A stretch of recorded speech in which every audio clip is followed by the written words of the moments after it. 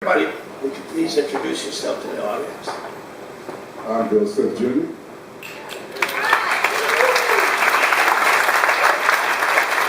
Danielle Nicole Schnebelen. James Harman. All right, and I'm your host, Walter Conkright.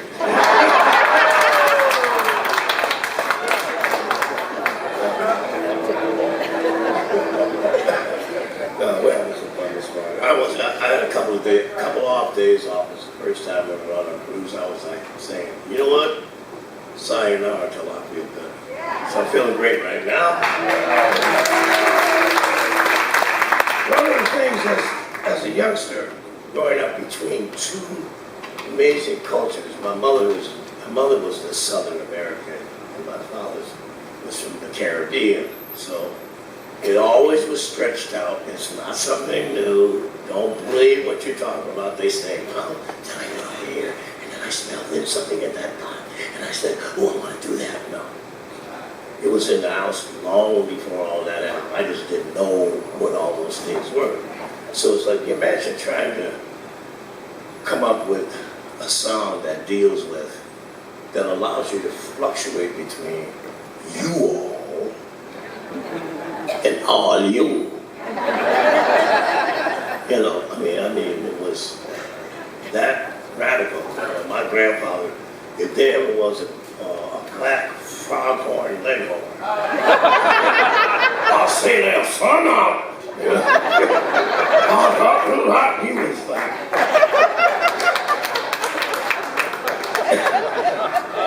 I'm serious, he was serious. Sumter was his place.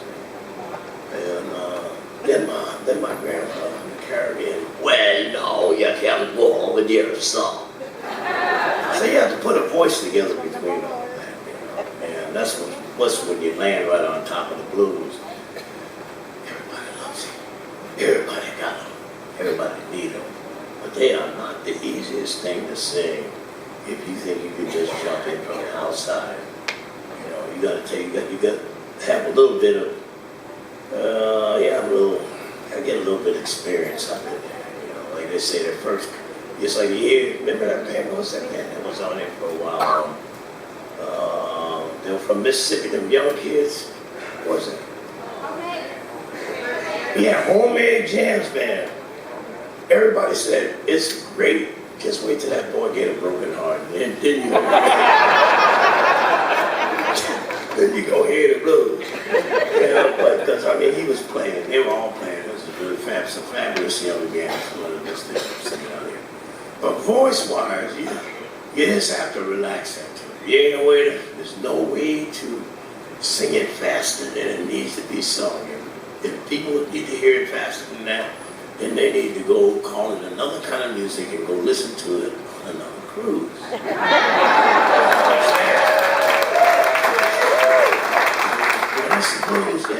It has nothing to do with what you want to do because it's already got you doing what it wants you to do.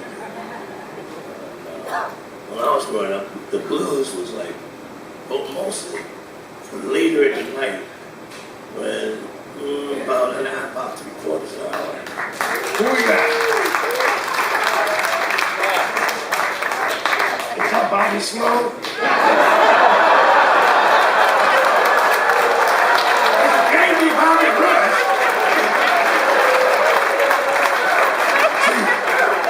He gonna get me for that. I'm gonna have to be like a gator laying in the holes. I tell you what I was doing. I had some alligators. I had to brush their teeth. Easy to do it. Just say gator, gator. Right. Well, good to have you here. Well, thank you. Good Introduce yourself to this audience. My name is Bobby Rush. I'm better known as Sue's boyfriend.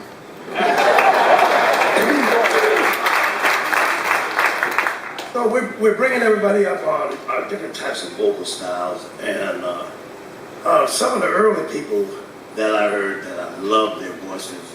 One of the earliest that I remember that I just really liked. Actually, actually, it was a lot more women because my mother was from the South.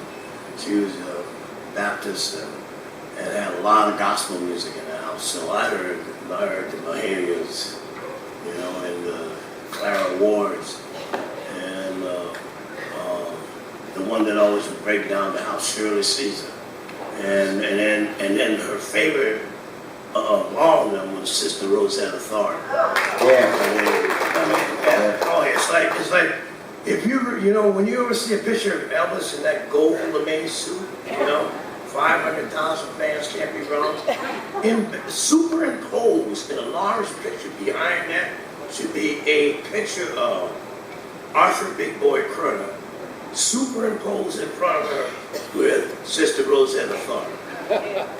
And I'm telling you, all you got to do is go back in there and find out that's what all those guys that started out, rockabilly guys started out playing, was very interested in the excitement and spirit that those gospel singers do. They used to sit outside in churches in their cars and listen to the people who do those services and want to ever have that kind of feeling. You talk to Darlene Love. Darlene Love said years ago, when she was on tour with Elvis, she said Elvis would see her and grab her and say, "Come on, girl, let's go find a room and sit down and sing some gospel," because of the feeling in it. And that feeling was driven into the music. Because nowadays, I don't think much of having that kind of music. You know, I mean, it's like, look what happened with the British. They used to carry the top of the best of American music for the longest time.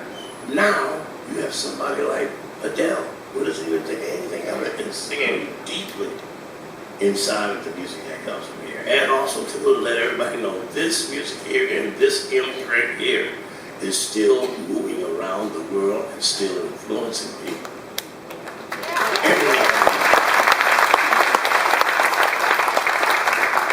But back to the sound for me was that it moved me deeply. I heard just like, yeah, I could hear stuff, but it could be how much is that dog in the window, but I'm not buying that record. I'm gonna buy it at nighttime, it's the right time. I'm gonna buy that. I'm gonna buy After Hours by Avery Parrish, or, you know, or Lloyd Glenn. You know, I'm gonna have, you know, Ooh, My Gracious, It's Audacious.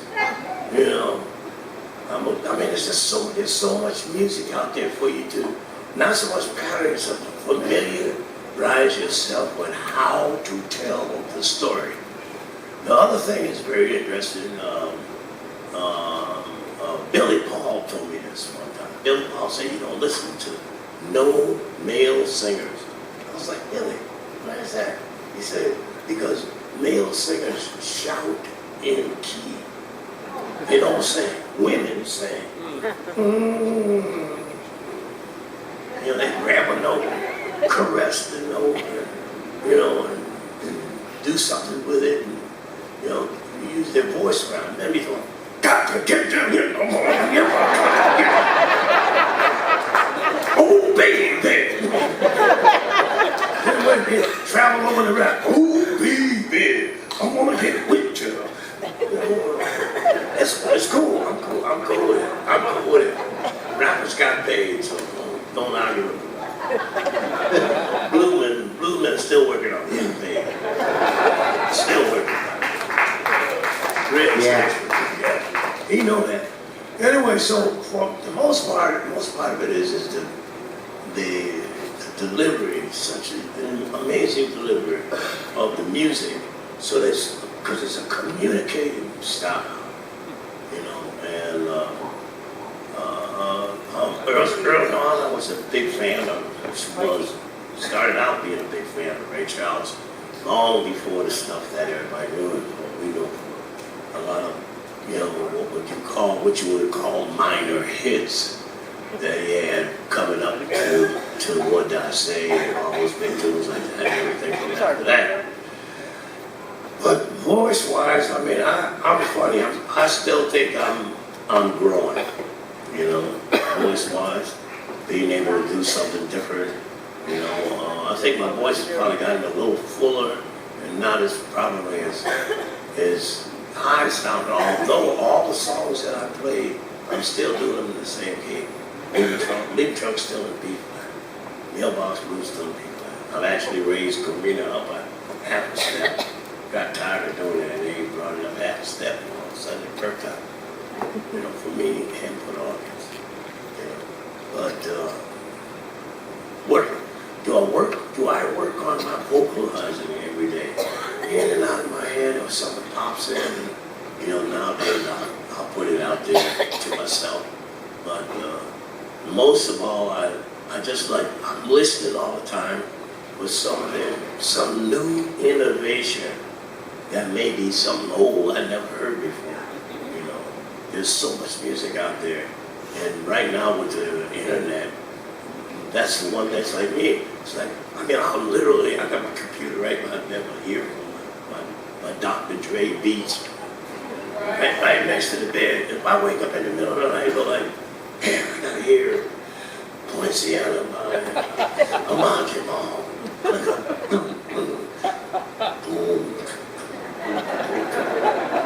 Got it.